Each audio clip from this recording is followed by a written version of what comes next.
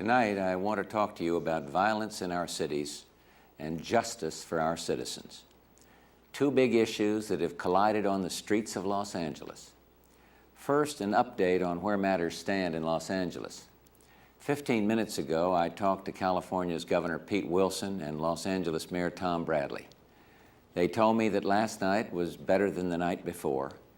Today, calmer than yesterday. But there were still incidents of random terror and lawlessness this afternoon. In the wake of the first night's violence, I spoke directly to both Governor Wilson and Mayor Bradley to assess the situation and to offer assistance. There are two very different issues at hand. One is the urgent need to restore order. What followed Wednesday's jury verdict in the Rodney King case was a tragic series of events for the city of Los Angeles. Nearly 4,000 fires, staggering property damage, hundreds of injuries, and the senseless deaths of over 30 people. To restore order, right now, there are 3,000 National Guardsmen on duty in the city of Los Angeles. Another 2,200 stand ready to provide immediate support. To supplement this effort, I've taken several additional actions. First, this morning, I've ordered the Justice Department to dispatch 1,000 federal riot-trained law enforcement officials to help restore order in Los Angeles, beginning tonight. These officials include FBI SWAT teams, special riot control units of the U.S. Marshals Service, the Border Patrol, and other federal law enforcement agencies. Second, another 1,000 federal law enforcement officials are on standby alert should they be needed. Third, early today, I directed 3,000 members of the 7th Infantry and 1,500 Marines to stand by at El Toro Air Station, California. Tonight, at the request of the governor and the mayor, I have committed these troops to help restore order. I'm also federalizing the National Guard, and I'm instructing General Colin Powell to place all those troops under a central command. What we saw last night and the night before in Los Angeles is not about civil rights. It's not about the great cause of equality that all Americans must uphold. It's not a message of protest. It's been the brutality of a mob, pure and simple. And let me assure you, I will use whatever force is necessary to restore order. What is going on in LA must and will stop. As your president, I guarantee you this violence will end. And now let's talk about the beating of Rodney King, because beyond the urgent need to restore order is the second issue, the question of justice, whether Rodney King's federal civil rights were violated. What you saw and what I saw on the TV video was revolting. I felt anger. I felt pain. And I thought, how can I explain this to my grandchildren? Civil rights leaders and just plain citizens fearful of and sometimes victimized by police brutality were deeply hurt. And I know good and decent policemen who were equally appalled. I spoke this morning to many leaders of the civil rights community, and they saw the video as we all did. For 14 months, they waited, patiently, hopefully. They waited for the system to work. And when the verdict came in, they felt betrayed. Viewed from outside the trial, it was hard to understand how the verdict could possibly square with the video. Those civil rights leaders with whom I met were stunned.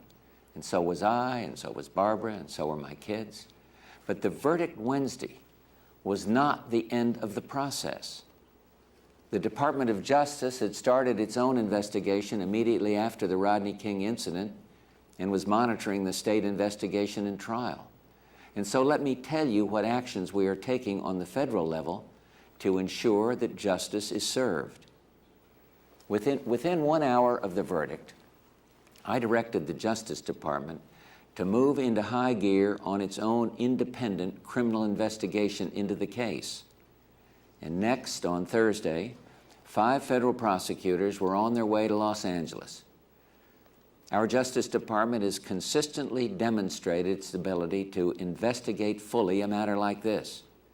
Since 1988, the Justice Department has successfully prosecuted over 100 law enforcement officials for excessive violence.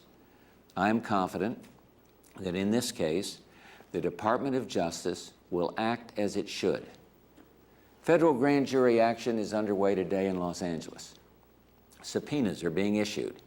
Evidence is being reviewed. The federal effort in this case will be expeditious and it will be fair.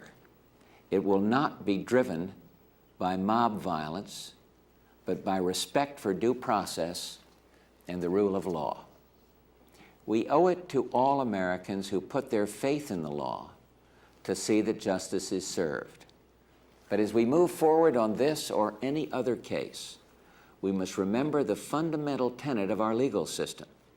Every American, whether accused or accuser, is entitled to protection of his or her rights.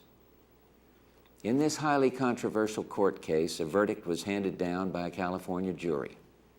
To Americans of all races who were shocked by the verdict, let me say this: you must understand that our system of justice provides for the peaceful, orderly means of addressing this frustration. We must respect the process of law, whether or not we agree with the outcome. There's a difference between frustration with the law and direct assaults upon our legal system. In a civilized society, there can be no excuse for the murder, arson, theft, and vandalism that have terrorized the law-abiding citizens of Los Angeles. Mayor Bradley, just a few minutes ago, mentioned to me his particular concern, among others, regarding the safety of the Korean community. My heart goes out to them and all others who have suffered losses. The wanton destruction of life and property is not a legitimate expression of outrage with injustice. It is itself injustice, and no rationalization, no matter how heartfelt, no matter how eloquent, can make it otherwise.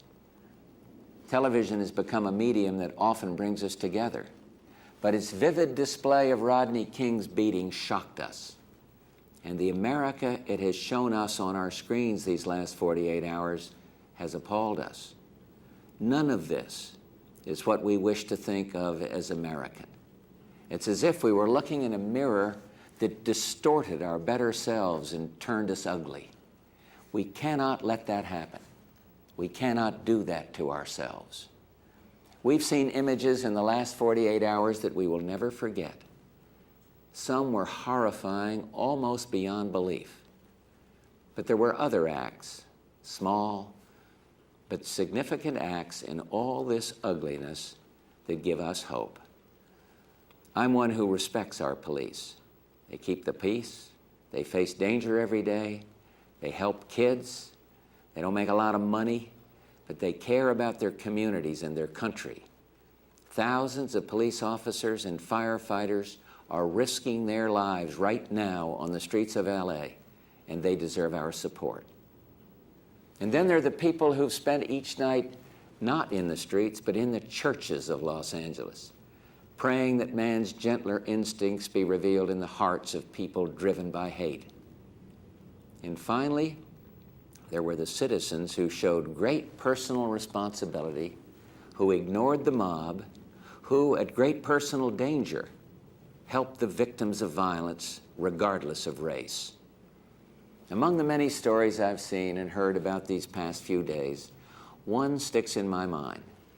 The story of one savagely beaten white truck driver alive tonight because four black strangers, came to his aid. Two were men who had been watching television and saw the beating as it was happening, came out into the street to help. Another was a woman on her way home from work. And the fourth, a young man whose name we may never know. The injured driver was able to get behind the wheel of his truck and tried to drive away, but his eyes were swollen shut. And the woman asked him if he could see, and he answered no, and she said, "Well, then I will be your eyes." Together, those four people braved the mob and drove that truck driver to the hospital. He is alive today only because they stepped in to help. It is for every one of them that we must rebuild the community of Los Angeles. For these 4 people and the others like them, who in the midst of this nightmare acted with simple human decency. We must understand that no one in Los Angeles or any other city has rendered a verdict on America. If we are to remain the most vibrant and hopeful nation on earth, we must allow our diversity to bring us together, not drive us apart. This must be the rallying cry of good and decent people. For their sake, for all our sakes, we must build a future where in every city across this country, empty rage gives way to hope, where poverty and despair give way to opportunity. After peace is restored to Los Angeles, we must then turn again to the underlying causes of such tragic events.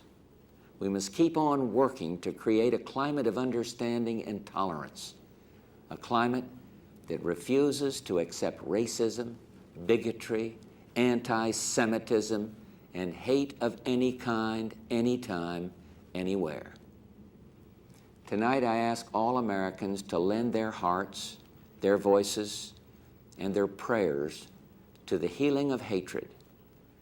As president, I took an oath to preserve, protect, and defend the Constitution, an oath that requires every president to establish justice and ensure domestic tranquility.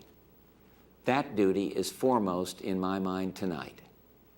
Let me say to the people saddened by the spectacle of the past few days, to the good people of Los Angeles, caught at the center of this senseless suffering, the violence will end, justice will be served, hope will return. Thank you, and may God bless the United States of America.